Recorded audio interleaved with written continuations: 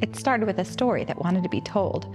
I spent my career telling stories through my art, but I've never written a book before, and this is my chance.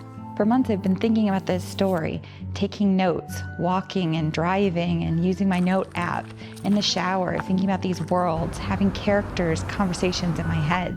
I'm a mom of 2 kids, I run a business, I'm very busy, so I have to try to figure out how I can make this goal happen and squeeze it in between my busy life. I will test writing ideas, and I'm going to be reading craft books. I have a very unique background in the fact that I was a creative director in advertising, so I'm used to telling stories in a visual way. So it's going to be really interesting as I grapple with creating something as big as a novel and trying to figure out my process and how I do that. What I'm hoping to do on YouTube is bring a creative, different aspect, a visual way of checking my story's progress and its weak points and making sure that I write the best story that I possibly can. There's so much to do, so let's go start. It's day 2, and we need to go to the store and pick up a new keypad. Mine isn't working anymore. I set it up last night, and I was trying to write, and I'm clacking away, and sometimes it's recording, and sometimes it isn't recording, which was super frustrating. And I don't want that frustration and my tools to get in the way of me reaching my goals. So we're gonna go to the Apple store, which is at the mall here. And while we're there, I thought we could stop into the bookstore. I need to start learning about the creative process of writing, and there's a couple books I've been meaning to pick up.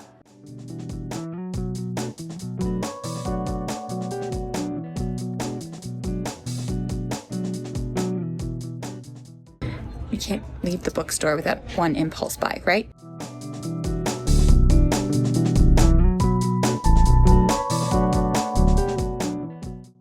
So I decided to ask before I left, and they do have The Heroine's Journey. It was just in personal growth and development instead of the writing section, which I find interesting. We have everything we need, so we're gonna head out.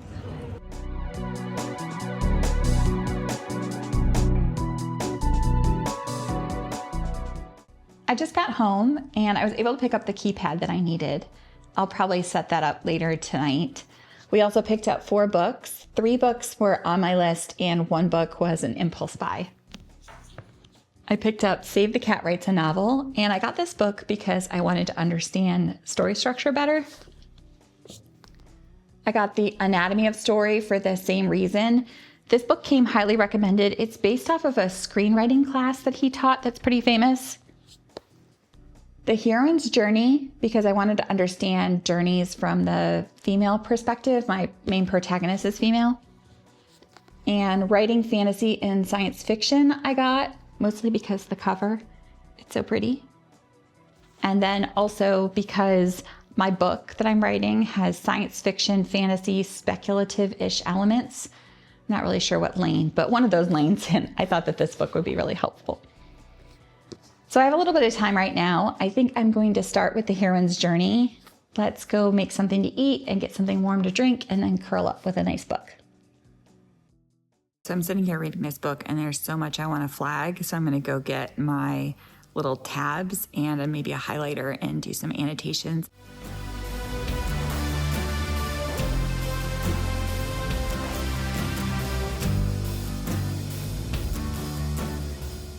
It's been about 2 hours. I am really enjoying this book, The Heroine's Journey. I was expecting something different. So I was expecting more of a how to when you're writing female characters. And what this is kind of more of a psychological book on women and how they will be most successful to go through their life. And it does apply to story in the fact that it applies to people, and people are characters in both books and movies, but it's way deeper than that. And I'm loving it so much. I think the voice of Maureen Murdoch is really great.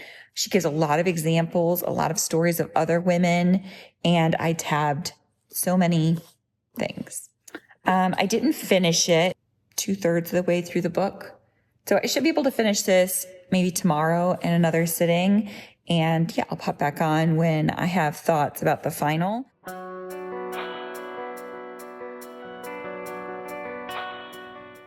My goal today is to set up my keypad that we purchased yesterday and Scrivener, which is the application that I decided to write this book in. I like to start the hard thing and learn about the hard thing at the same time. I found in the past, if I front loaded too much of the learning, that I tricked myself into feeling like I was getting somewhere on the goal. Starting the goal and learning about the thing at the same time works better. I'm starting this book probably today. We're going to do some writing, but I'm starting this book and reading these craft books and trying to figure out my systems as I go in tandem with both of those things, rather than starting the learning process and kind of getting stuck in that loop. That's what I found in the past, is I get in this loop of doing it that I feel like I'm actually accomplishing something and moving toward it. And just for me personally, starting the two things in tandem, even though I'm going to be making mistakes in this, I'm also making these micro progress moments where I'm actually moving toward what I want, which is to have a published book. So I'm going to watch a couple of YouTube videos on how to actually use Scrivener.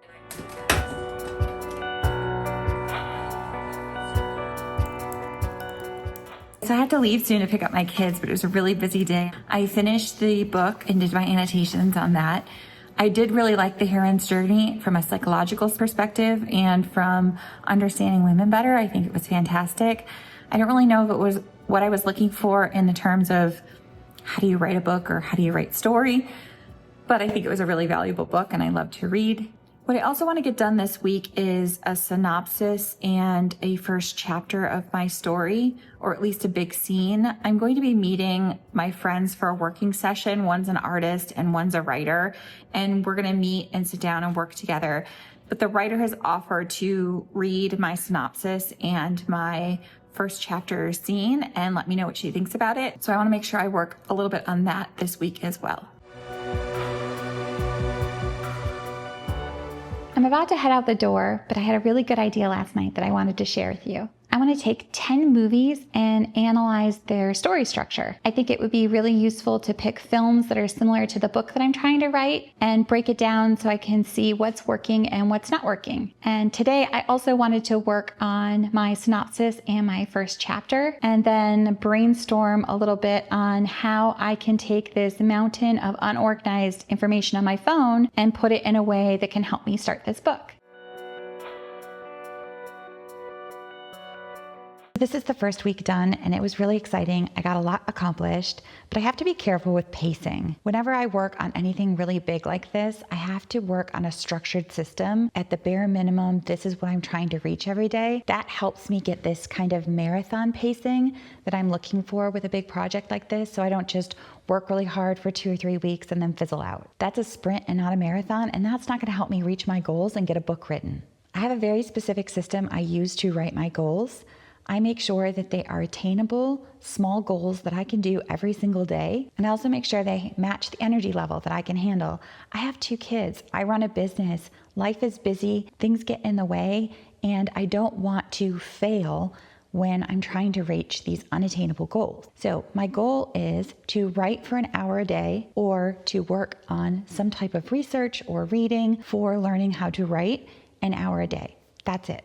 I can manage an hour a day. Just look at how much I scroll on my phone. I can take that doom scrolling time and actually put it towards something that I want to do. Now, if I want to work more in a day, that is totally fine. But what I'm looking for is that bare minimum. This is what I'm promising myself. And so my rules with my goals are simple. I can suck, but I cannot skip. The promises I make to myself are really important. So what does that look like? Maybe one day I'm super slammed, things got in the way, my son's sick, I'm trying to get all this stuff done for work, for deadlines. So maybe that day I'm crawling into bed and I haven't done my hour a day. I can get on my phone for 5 minutes and just write down some notes or some thoughts. I can read an article or watch a YouTube video 10 minutes and just get in a little bit of time. It's the equivalent of putting on your shoes and going to the gym and working out for 5 minutes. It's the showing up that matters. I'm really passionate about goals. Atomic Habits was one of my favorite books. So if you haven't read that, that's a fantastic book about kind of using the scripts that we do every single day, like brushing your teeth or making your coffee, and piggybacking things on top of those. In this way, you can take things that you do every day and add on things that you don't necessarily do every day. So for me, I take my kids to school every day during the week at 8 o'clock. I'm home by 8:30. And that is when I typically do my workout, but I'm going to scoot that back and I'm going to do my hour of writing. That way I get it done first thing in the morning, it's finished, it's off my to-do list, and then I can continue with my normal routine. Now there are levels of goals and dreams, and if I could just write a book that I'm proud of and that I love, I'm going to be really happy. But if I could shoot for the stars and do something really big and really scary and really hard, it would be to become a published author and see my book on bookshelves. Now, I can't control that outcome, so that is the hope, that's the dream.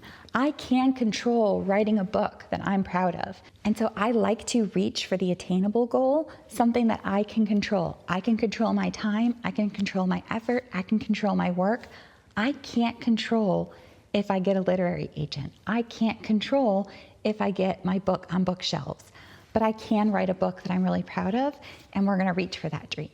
I can't call it the book all the time, so I decided to give this book the code name of Project Daydream. It's been living in my head for months, and I don't want to give up on this dream before I give it a chance. Writing a book isn't going to be easy, and I am a little nervous, but I'm giving myself a year, and I feel like that's really attainable. I'm going to take you along on this process. Knowing me, I'm going to codify this in a way that I would as a creative director when I worked on big advertising campaigns like Microsoft and Intel, which includes a lot of documentation, a lot of storyboarding, a lot of analyzing things in a visual way. And I think that could be really interesting for how to approach a book. I'm not traditionally trained as an author, and I've never written anything before, so I'm really excited to start. I would love to hear about what you're working on, if you're starting something big, if you have a dream as well that you really want to try, and if you have any creators or books or content that you think I should consume as somebody who's just learning how to do all of this. Let me know in the comments below, and I hope you have a great day.